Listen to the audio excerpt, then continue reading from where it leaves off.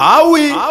papa, maman, cher honorable, chère excellence, votre satisfaction est notre devoir. Voici la solution rapide pour toute activité des transactions immobilières en RDC. Pour la vente, l'achat et la mise en location de vos biens, meubles et immeubles, contactez l'agence congolaise de prestations et services. Vous avez une parcelle à vendre, un terrain, une villa, une concession à vendre partout à Kinshasa. Veillez. Oji mamacita,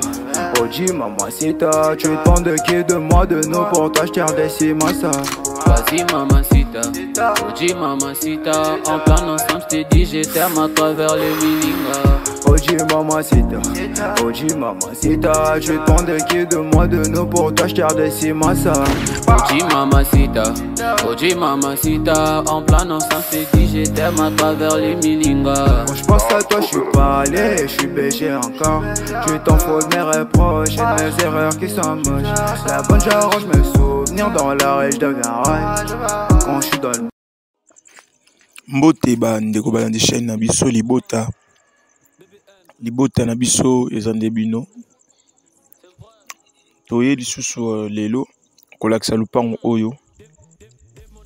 lupango na ebiki bato belé ba sepela nango donc pour eza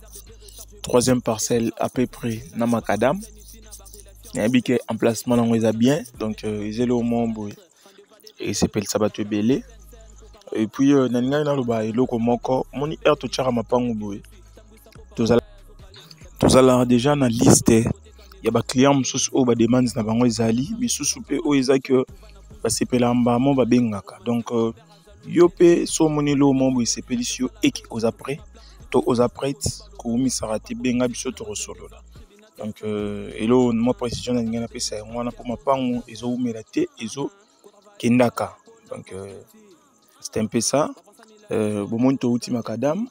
à Tokoti, le pont liboso yango na droite, et le pont Moulai,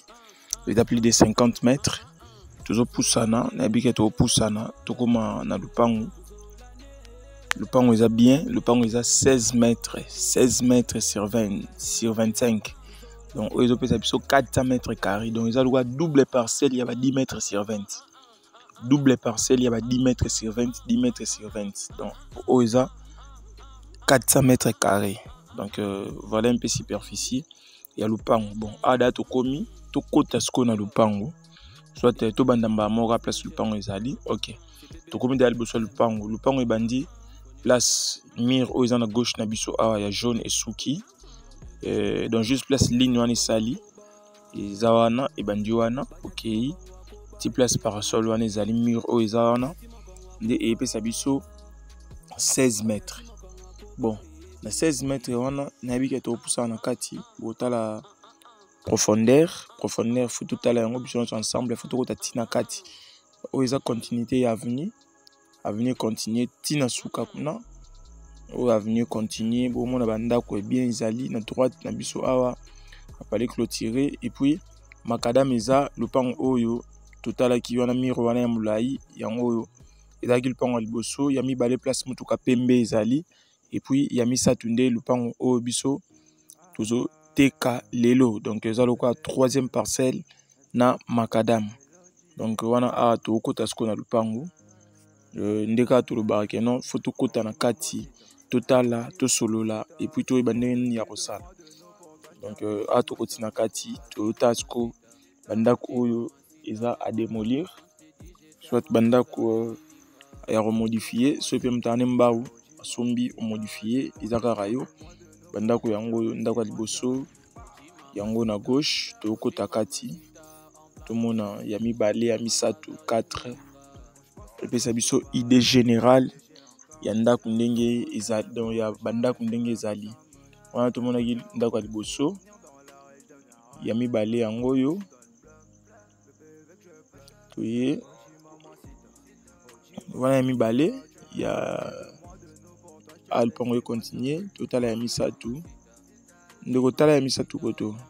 ok ya misatu yango tsalwa 3 palais et puis oyo 4e palais donc le pont ebandi ko na mur wana une mona na bleu ti na suka mur oyo to mona na koto donc wana awa to baluka siko na sima ndako to chango noir et blanc po bandeko basengaki et to la sara ba mapango mususu ba place mususu to moni eza mo bien te installation sanitaire ezali to la sara ngo vraiment te nde to décidaki to bando la sara en noir et blanc et robima quand même bien par rapport que ndenge irozala en couleur mais essentiel que bomo na lupango entière ndenge lupango ezali donc lupango eza